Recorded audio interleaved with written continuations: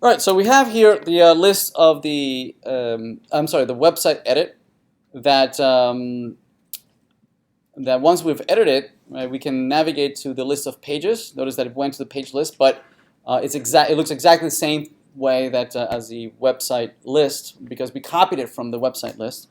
And the next thing would be to look at implementing the list of widgets, right? If you click on a particular page, you navigate to the list of the widgets inside that page, right? We've been following this this pattern, right? If you click on the list of websites, if you click on a particular website, you go to the list of pages in that website. If you click on a particular page, then you navigate to the widgets in that page. Yes. So let's implement that. Right now, it's linked to go to the page list. We don't want that. We want to go to the widget list, right? So let's do that. Let's implement that. So let's see. Also notice that we made an effort to start to get organized here, right? So we created directories for the various entities that we're manipulating. So in this case, we're going to be manipulating widgets. So I'm going to create a directory for widgets. So widget. And in there, I'm going to copy one of these guys, right? Not that I'm going to reuse a lot of there. I'm going to create this widget list. Right? We're going to use very little from this. Most of them we're gonna just remove it. Perhaps we're going to change the title. This is widget list, and also the page. The content here is I'm not gonna use any of this really. We're just gonna keep the header and the footer, right? And here's where we're gonna put the content, the list of widgets. Yes. And let's change also the page from the page list. If we click on a particular page, right? We navigate to the widget list, which is up one, down to the widget, and down to the widget list. There it is. Okay, let's verify that that works. If I click on a particular page, we navigate to the list of widgets. Everybody okay? All right. Okay, so what is this supposed to look like? Let's go to the assignment, and in the assignment 2, it gives us a wireframe of what it should look like. Again, it doesn't have to look exactly like that. If you can improve on it, that's even better. But here it is, right? So here we have the list of widgets. There they are, right? So here's an example of what it might look like. Looks like we have several widgets of different types. So these are two heading widgets, right? Of different sizes, right? Probably this is size 1. This is maybe size 2 or 3. Then we have an image. We have some raw HTML, another heading, right, maybe of size 2 or 3.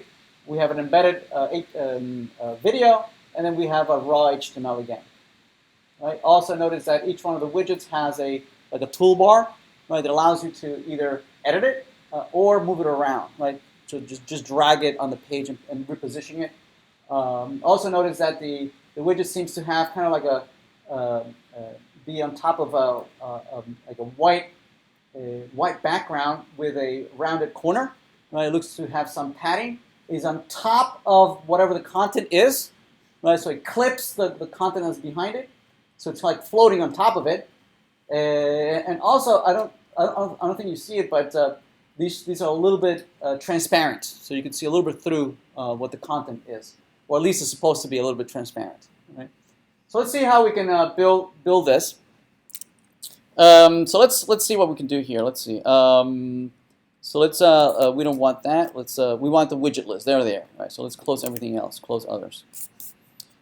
So we want several widget lists, and one common way of implementing custom components, right, that are going to render in a particular way, is to use the div elements and then encapsulate all the implementation for that particular component inside of that div.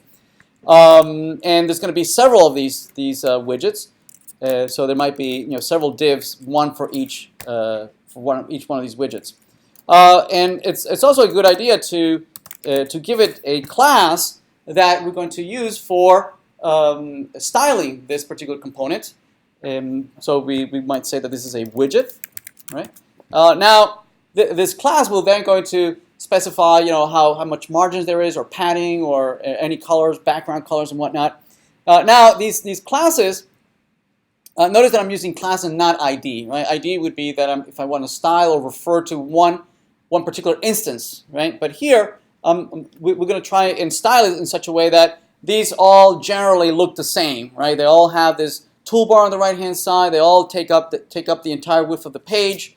The content perhaps resizes to take up the width of the page. All right. So all that is going to live here. Also, a good idea would be also to namespace your classes so that if other libraries are styling your page, that you don't collide with those libraries either, right? Just so the same idea, the same problem that you have with JavaScript, you have with CSS. For instance, one of the quibbles that I have against Bootstrap is that they don't namespace their classes. Right, so if I want to create my own class called navbar, I could inadvertently collide with Bootstrap's implementation of navbar. It would have been nice if they would have add some namespace. Well, maybe not BS, but some other namespace, right? That it would make it clear that this is a class that belongs to Bootstrap, right? Just like ng.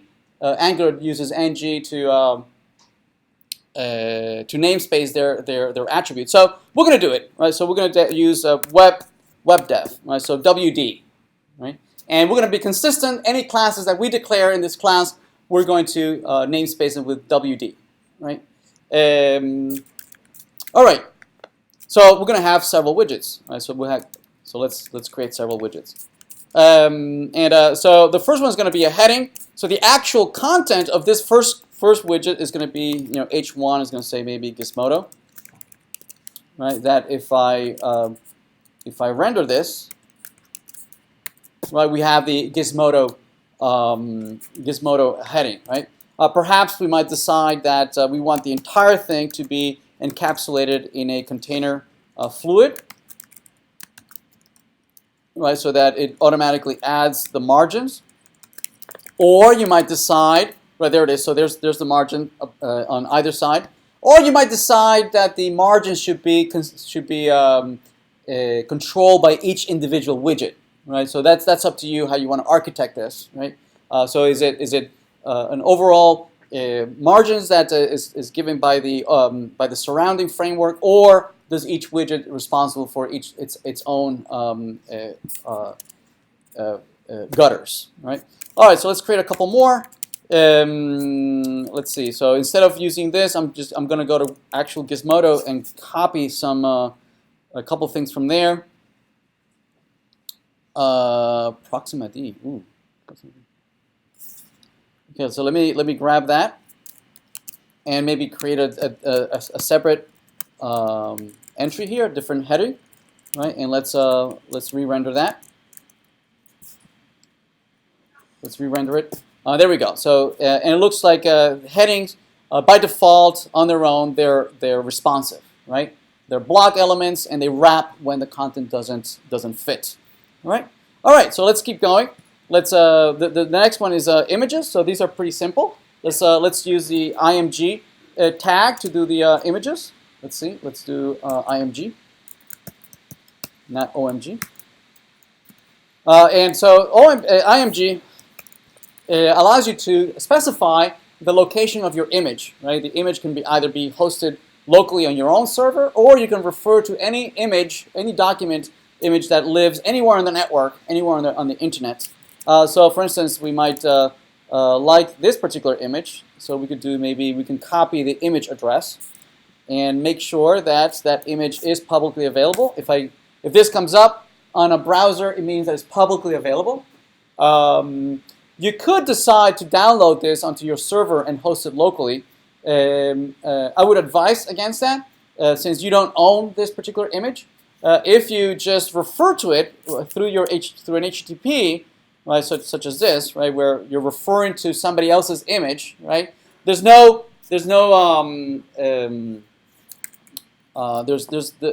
danger of you running into ownership of this image, right? You're only referring to something that is already public, right? As opposed to downloading it and copying it on your own server machine, right?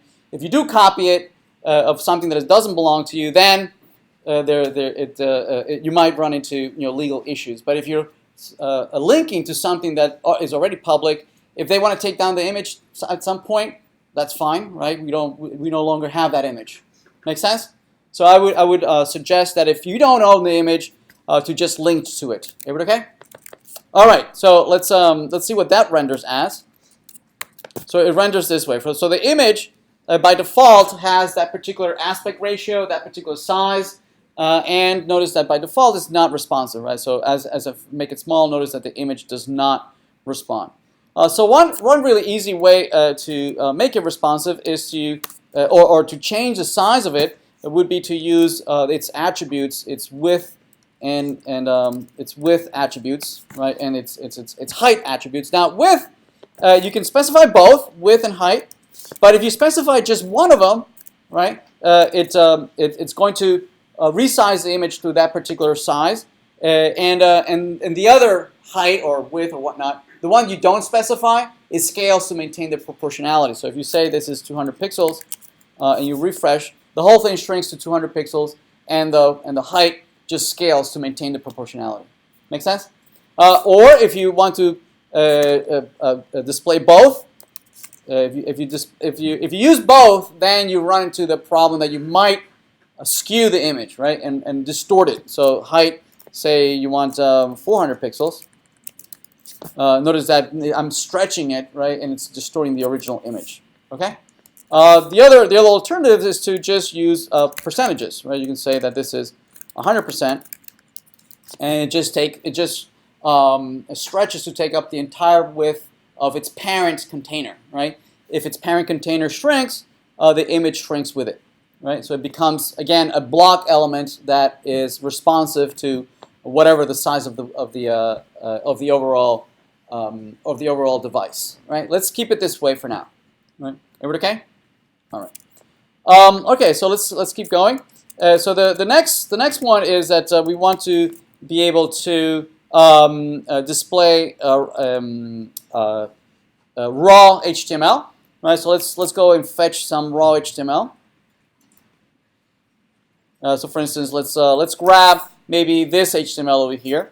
So if you just copy it this way, if you copy it this way, and you just put it in your div, right? Maybe inside of a paragraph, and you paste it. Notice that the content is just the raw text, right? None of the formatting is there, right? So if you save that and you re-render that, right?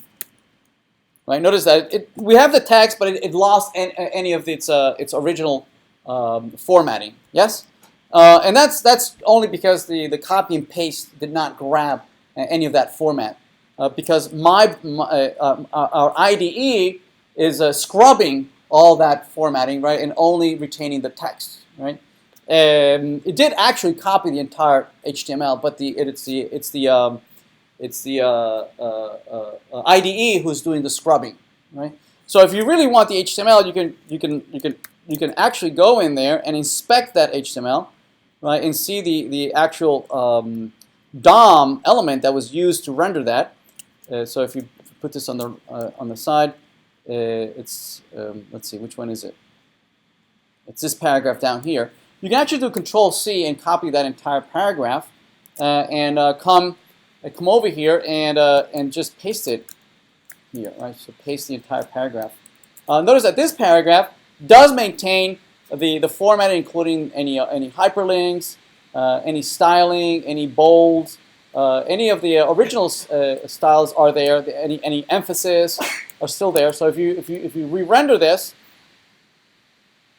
notice that indeed those hyperlinks are valid. They actually work, right? You can copy a couple more, copy and put them just right next to each other. Another paragraph. Maybe copy another one.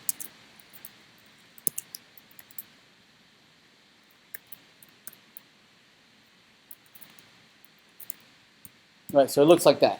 All right, just raw HTML. Make sense? Everyone okay? All right, let's keep going. The next one is we like to maybe include a video, right? A YouTube video. So let's go grab a YouTube video. Why does it do that? I have no bar to type.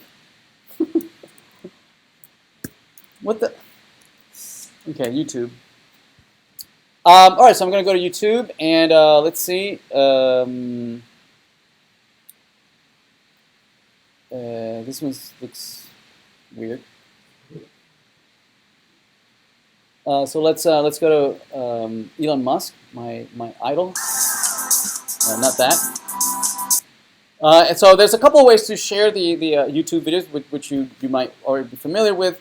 I'm going to use Embed. So Embed allows you to grab the iframe, right, and just bring it over to your own code. All right, so let's use that, and let's just paste it in here. So let's paste that, and let's see how that renders. So if I refresh,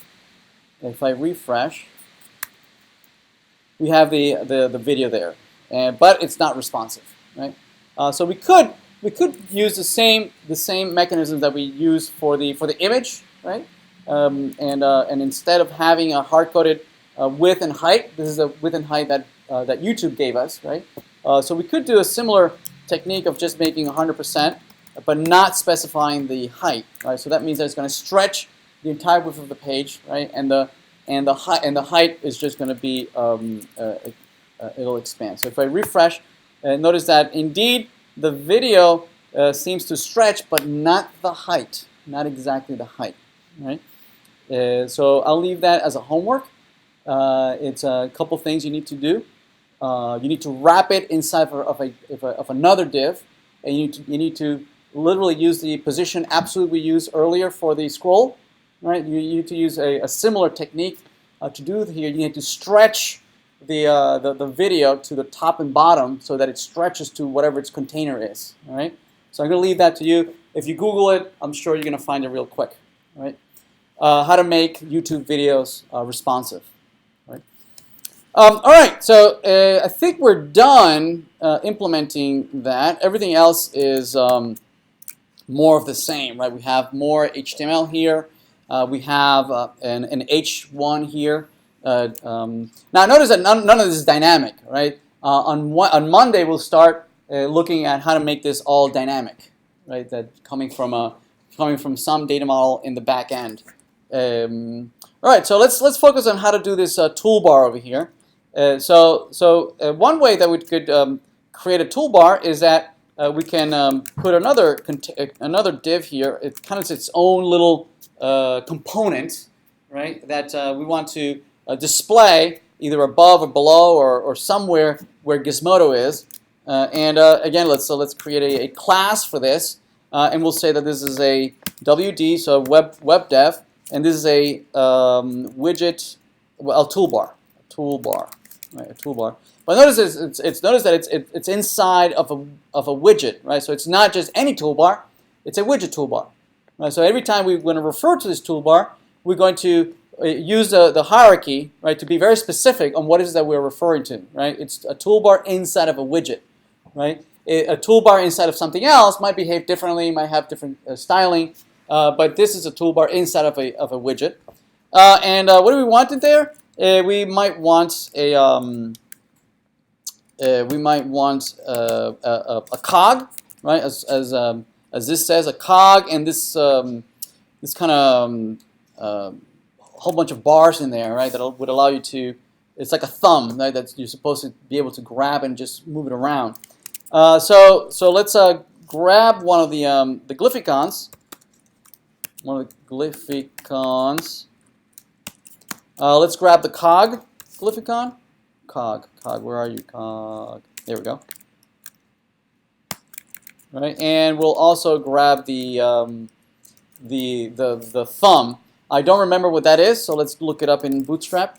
Ugh. Yeah, that. What the? If I say Command L, does it allow me to type? No, it doesn't allow me to type. Yeah, true. Get Bootstrap. What the? That's weird. Components, the glyphicon for the bar, the horizontal bars. Okay, let's use this one right here. And let's go back here and let's paste it in there. Well, let's see how that renders. Let's see how that renders. So let's refresh. And indeed, we're having that toolbar right on top of Gizmodo, right?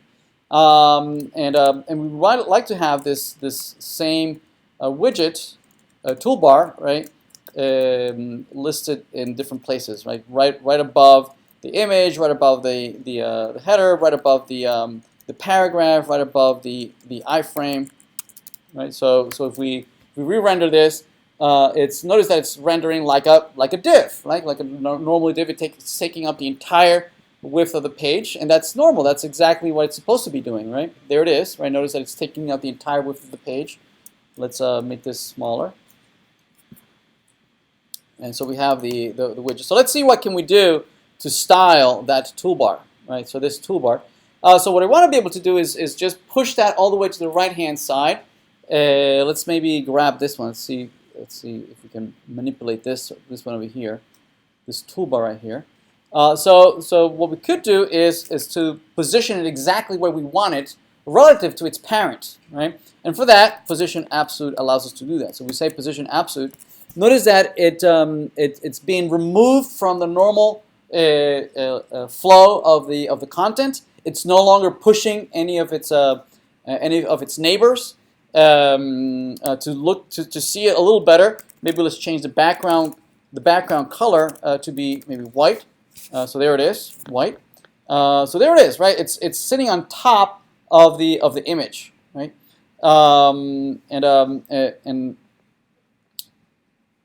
But notice that it's on the left-hand side. So its default is to have the attributes top equal to 0,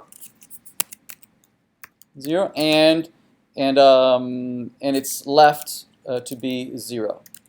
Wait, where'd it go? It's under the header. Oh, no, that's not what I want. Okay, wait a minute. Let me see. Is that true? Yep, you're right. So what we want to be able to say is that, hey, this is relative not to the page, right? It's relative to your parent, right? And one way to do that is to go to the parent, and change its position to be relative, right? Or anything other than its default, right? So what relative does is that hey, I want to move you from where you currently are. I want to nudge you up to the left or to the right, right? Starting from where your current position. So here, notice that I'm only changing the position relative, but I'm not actually going to move it, right? I'm only doing it so that its parent is other than its default, okay? So that the inner ones become relative to its parent, as opposed to relative to the overall window. Okay. All right. So now that I have that, and I have top 0, 0, right? That's the default value. I can either move it to the right by increasing its left, or I can instead use right and say I want you to be this far away from the right, 0 pixels. All right. So looks like we're pretty much where we want it to be. Let's increase a little bit the padding so that it has some padding, looks a little prettier. So let's do padding and maybe 10 pixels. Let's see what that looks like. Maybe that's a little bit too big. Maybe a little less. Maybe 5 pixels. And maybe I believe we don't want the padding all the way around. I think we want only the padding only on the left and on the right. We want this to be stuck to the corner. Right, so we don't want the padding above and below. So let's change the padding to be only to the left, right, and only to the bottom, 5 pixels. Right, so it's stuck to the corner, right? And I only want the padding left and bottom. Everybody okay? Right. The other thing that we might want to do is to change those rounded corners. So we'll change the corners, and we can do that by manipulating the border. Notice that the border has a radius. See that radius? Right. We can manipulate the radius and say that I wanted a 5-pixel radius. Notice that that allows us to make it, rounded corners, almost oval. So let's use 5 pixels. But notice that it's creating ovals all around. Right. I don't want all around. Maybe I just want the bottom left. Right. And so I can be more specific with my rule and say that I want the border from bottom. Is there bottom? Yeah, bottom left. There it is. Bottom left radius. Right. I only want the bottom left radius. I don't want all around. Okay. And let's leave it at 10 pixels. And we can also change a little bit its opacity so that we can see through a little bit what's underneath this. Right. So we can change the opacity. The default is 1. Everything's opaque, right? So you can't see anything through, but you can. So that's like 100% of opaque. So you can make it just a little bit see-through. So like 0.9, 0.8, right?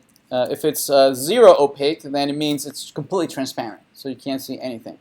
So let's choose maybe 0.8, maybe. Everybody okay? Right. So to make this permanent, right? So we can now grab this. We can grab this style. Right, and apply it to the class WD toolbar, right? WD toolbar. So we can go to our styles CSS, right, and add our own, our own. What was it? WD toolbar. Thank you, WD toolbar. Right, we can apply that, and if we do that, it breaks the whole thing. What? Oh, yes, thank you. Yes, on the W widget, I meant to do that. Yep. WD widget, I'm going to say, what was it? Position relative. Right. So let's refresh. There we go. So we got toolbars on all of these. Right. We got toolbars on all of them. Make sense? Even on the iframe and on this. Perhaps a little bit more thing that we might want to look at is that, for instance, notice that the spacing between these two, we might want to increase the spacing between that. So on the widget, we might also add some margins. It's a good idea to always look at what it's going to look like live, right, on the widget, and see what it would look like if I change the on the widget, right, position relative. I add a margin to the bottom, maybe 5 pixels. So that looks nice. So maybe 10 pixels. Is that too much? Notice that it's being applied to all the widgets, right? All the widgets, because it's being applied to every div, right, that has that class, right? So it's a good idea to explore that first live, and if you like it, then copy it and make it permanent. Okay. Web designers are using these tools, all day in and out, right, to see how things look. All right, I think we're pretty much done. We were able to create these widgets. Eventually, these are going to be dynamic, right? We're going to be reading these URLs, this content from a database that's going to be storing all this information. All right, but that's another lecture.